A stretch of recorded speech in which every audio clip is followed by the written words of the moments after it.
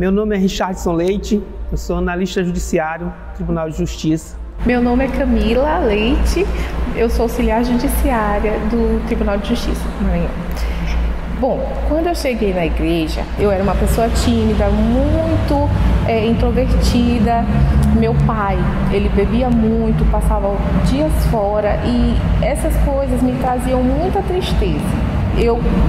Depois do divórcio, eu voltei, comecei a buscar Deus, para preencher aquele vazio que eu sentia, que eu sabia, tinha certeza que só poderia ser preenchido com Deus, porque eu já sabia, já conhecia a palavra, então eu tinha certeza que o vazio não poderia ser preenchido de outra forma, então eu voltei, decidi retornar para a igreja e aí me casei com o Richardson.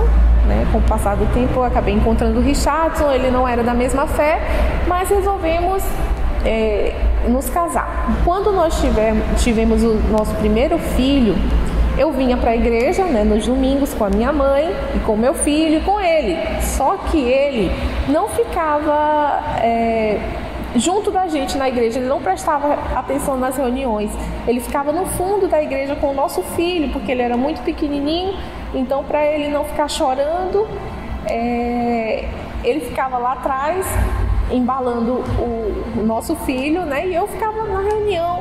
E aí eu sempre buscava, não, meu Deus, transforma a vida do Richardson para que ele venha, para que ele seja um homem de Deus e siga nessa caminhada da fé junto comigo.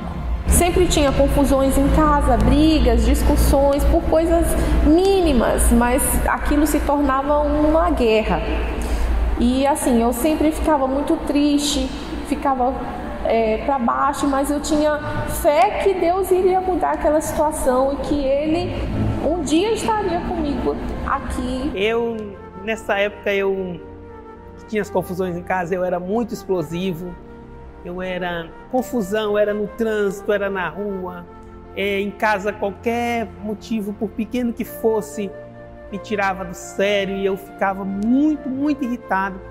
Agora era uma coisa que eu não gostava, depois eu me sentia mal, mas eu fazia, não conseguia controlar.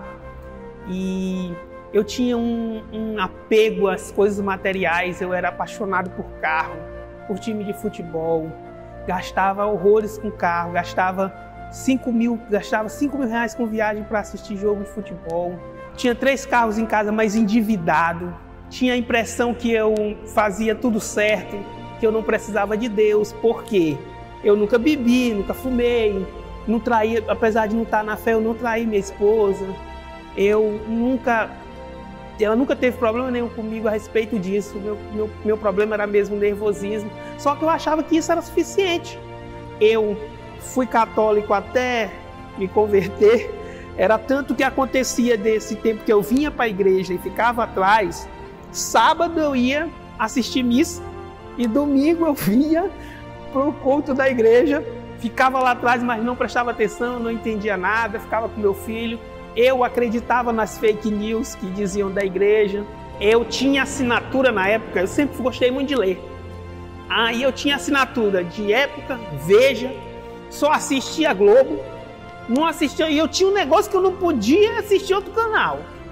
E essas fake news eu me lembro bem, na revista Veja, vinha bastante, era onde eu via a própria Globo, eu assistia, mas as fake news mesmo eram em revista. Globo e Época falavam bastante, e eu não sei, porque acho que é porque eu viria para cá um dia, eu procurava as matérias que falavam mentiras da igreja. Eu fazia questão de ler. Na prisão do Bispo Macedo, eu li ali que a Veja fez umas 3, 4 páginas, sei lá quantas. Eu li todas, sabia detalhes. Mas era onde eu via essas fake news. E o povo falava. E era onde eu podia, que eu via falar, mas eu também falava sem nem conhecer. Mas só por aquela coisa por ter que falar. Mas era nas revistas, na Globo. Era onde eu olhava as fake news. Mas a primeira coisa que me levou a crer que não era verdade era a atitude da minha esposa e da minha sogra, que eu via que elas vinham aqui, eu via que era diferente. E às vezes minha sogra falava para mim sobre a igreja. E aí quando eu cheguei aqui eu vi que era totalmente diferente. A coisa não tinha nada a ver com o que divulgava. porque só fala mesmo quem não conhece. De repente, um dia o Espírito Santo me tocou. Eu estava numa reunião do domingo, eu lembro bem que era uma Santa Ceia, estava atrás, comecei atrás, aí esse dia eu resolvi sentar. Aí sentei com meu filho e uma palavra foi suficiente para que eu começasse a prestar atenção, porque quando eu ficava atrás, eu não me lembro o que se falava, eu não prestava atenção em nada. Mas esse dia, quando uma palavra me tocou, eu do nada resolvi participar da Santa Ceia, sem saber se podia ou não, eu resolvi participar. E daí desse dia eu resolvi que quando terminou a reunião, eu procurei o pastor da época na igreja e pedi para ele, me explica como eu faço para devolver o dízimo.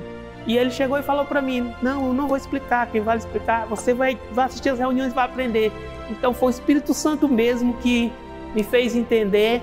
E nesse mesmo ano, no final do ano, no dia 29 de dezembro, eu me batizei nas águas. Aí tudo mudou. E assim, isso aconteceu em 2015 e de lá para cá eu fui muito abençoado. Claro, tive guerras do início, até financeiramente a situação piorou, mas depois, graças a Deus, ela melhorou. E as pessoas também, quando sabiam, tu tá nessa igreja e não sei o quê, eu não vou mentir que eu tinha uma vergonha no início, mas hoje não, graças a Deus. E eu fui muito abençoado. E dentre essas bênçãos, tem uma que eu já tive várias, já dei vários testemunhos dessa também, mas eu faço questão de frisar. Foi um dia que eu estava numa reunião e todo o meu dinheiro era R$80. O carro na porta da igreja, atrasado, IPVA atrasado e sem combustível. E meu dinheiro era R$80 que eu tinha deixado dentro do carro, não ia dar nada de oferta. De repente teve um propósito na igreja, eu resolvi entregar, que era para entregar tudo que tinha. Eu fui no carro, botei os R$80. Terça-feira de manhã, eu consegui R$167 na minha conta. R$167 mil na minha conta. R$167 mil na minha conta de uma coisa que eu não esperava. Foi Deus, não tem pra onde. E esse foi só um, eu tive vários, tanto eu quanto minha esposa. A minha última experiência foi agora, nessa quarentena, onde nós estamos nesse propósito de Gideão, né? Deus abriu uma porta num caminho no meio do deserto, né? Eu tinha um processo que estava parado há 2 anos, né? O juiz sempre despachando, mas alguém atrapalhando para que o processo não saísse.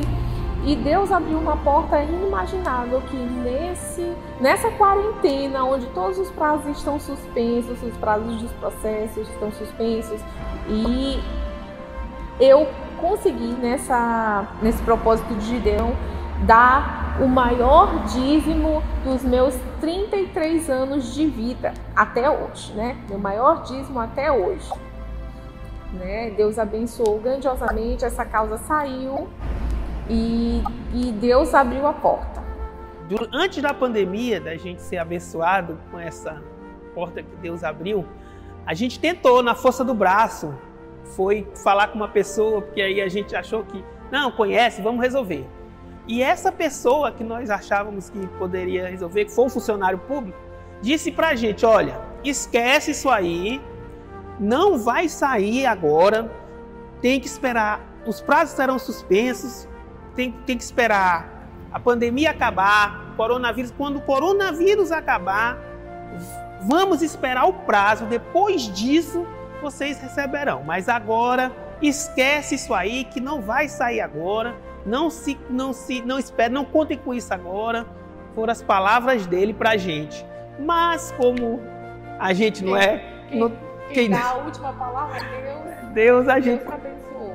Nós também começamos a orar nessa quarentena, principalmente buscando o Espírito Santo de Deus, porque a gente sabe que se a gente buscar Ele em primeiro lugar, as demais coisas vão ser acrescentadas. Então, nossa preocupação não deve ser com as coisas terrenas, com as coisas deste mundo, mas deve ser sim com as coisas de Deus, né?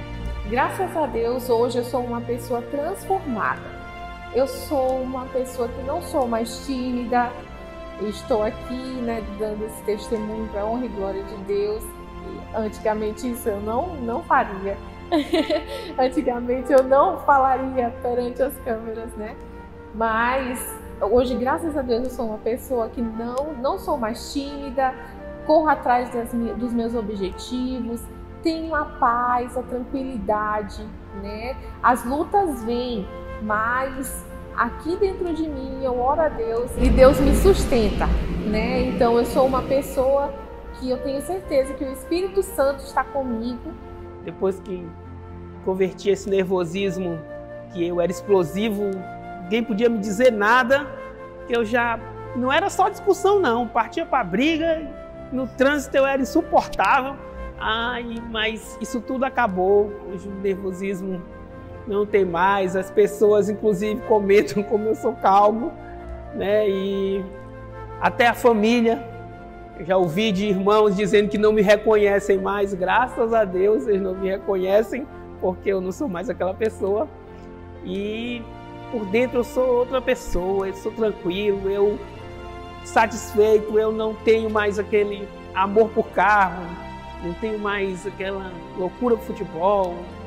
E o que me pegava mesmo, que atrapalhava até meu casamento, minha relação com todo mundo, até profissional, no trabalho, era essa questão de ser explosivo.